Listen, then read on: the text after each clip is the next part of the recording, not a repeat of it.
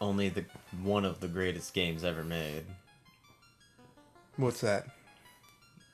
You know, Batman Forever. Yeah, that's a pretty good game. If you like bad games, that's like number one. Bad game? I was under the impression it was a really good game. We'll see about that.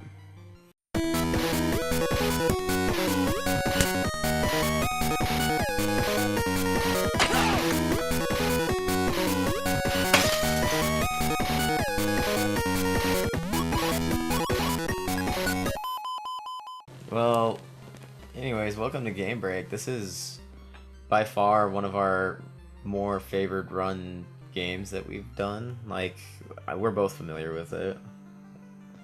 Yeah. Yeah, this is possibly my favorite Castlevania game. I thought they had a whip, not a chain mace thing. Some kind of flail monster. And Trevor looks like a huge piece of, like, a big lump of shit in that picture. Like a big mountain of it. Ooh. I love that they like try to like really put like the NES to its like, you know, its fullest in these pictures. Dude, this is like a movie on a cartridge. The movie reel. Oh. I could have never guessed that that's what they're doing. Why did they do that? I don't know. Like, in the year 1700 when we had, you know, film and other things to make film with. Dude, they totally have it. Totally Trevs. Sup, Trevs? Yo, what's up, Trev? Sup, bruh? Yeah. Once again, he looks like a big, like, fucking... dookie. He looks like dog shit, like... Oh, it moves! Oh, wait, no, it's a person. And then his cape's just gone. He's like, I don't need a fucking cape. I'm already cool enough with my mullet and my headband. Dude, yeah. I mean, mullets were in, man. In the 1700s. You never know. Like, haircuts were like, you know, haircuts were weird back then. I don't even think there were things as haircuts. It was just, I mean, obviously it would be like they had their hair cut. They didn't have like styled haircuts or anything. Yeah. What if they didn't cut their hair? Like some people just naturally had forever short hair.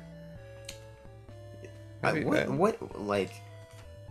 that weird. that I'm thinking of? Like the friar bowl cut hair? Well, I fuck no. That's hideous. No, like, is it DBZ that like Saiyans can't like grow their hair? Yeah, I think so. But that doesn't make any sense.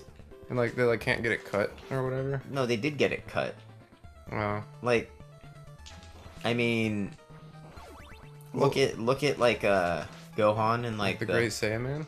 Yeah, that's what I'm saying. Like he's got like short hair. Anyways, whatever. Fuck. His hair grows with his power level though. That's stupid. Like, Nappa has no hair. He's completely bald, but he has a mustache. Was he born with a mustache? Maybe. He a weird baby. He was probably born a full-grown man. He just came out looking like Nappa. Can you imagine like what they would look like with like him and Raditz, like what they would be like Super Saiyan? Like his mustache would just like kind of like stand up a little bit and become like he'd look like Armstrong. Yeah. Oh yeah. That would be pretty cool.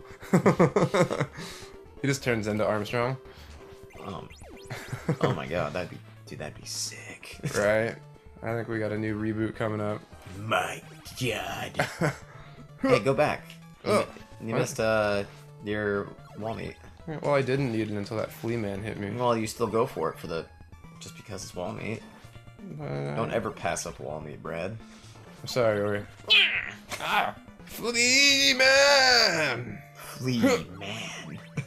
I fucking hate flea man, dude. They're like one of my most like hated characters in games. Like, you know, in these games they're a little easier to actually kill, but then like when you get to like Symphony of the Night, they just have like no pattern and you just have to deal with it. Yeah, but they're a little bit more organized in their ways in Symphony of the Night because they have like Fleaman Riders and Armored Fleaman and the Fleaman's Union. Yeah, that was established back in the early days. Like in the early days when they didn't agree with the ways of Dracula. Yeah. Dr. Acula. Dude, come get me. Ow! Yo, he just got you. Suck knife.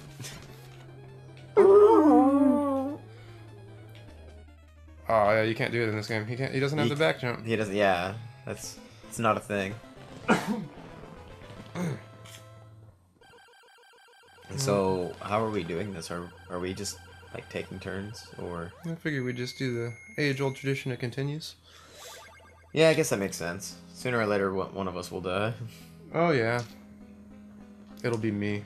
So this game likes to this was something new at the time. Well, not necessarily new, but it for the Castlevania series. Yeah. What was it like? Castlevania 2 had the almost like a free roam option. Yeah, it was just poorly translated, and I feel that's the major flaw in it. Like, I think it could have been good if it had a better translation team behind it at the time. So I still love that game. I don't care what anybody says. Yeah, I agree with you. I think the translation it's definitely a big part of it.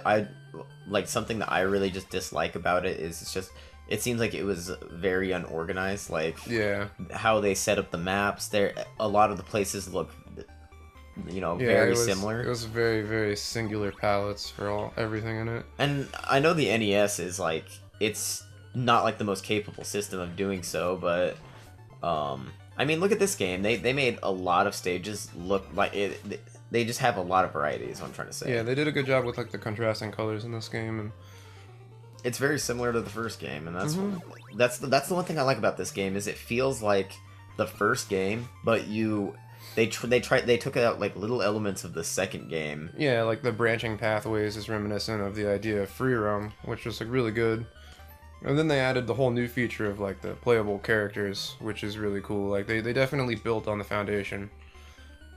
Like, so yeah, like this game in comparison feels like really solid. And I mean, a lot of people have heard like terrible things about Simon's Quest, and granted, it's not as bad as people claim it to be. Mm-hmm.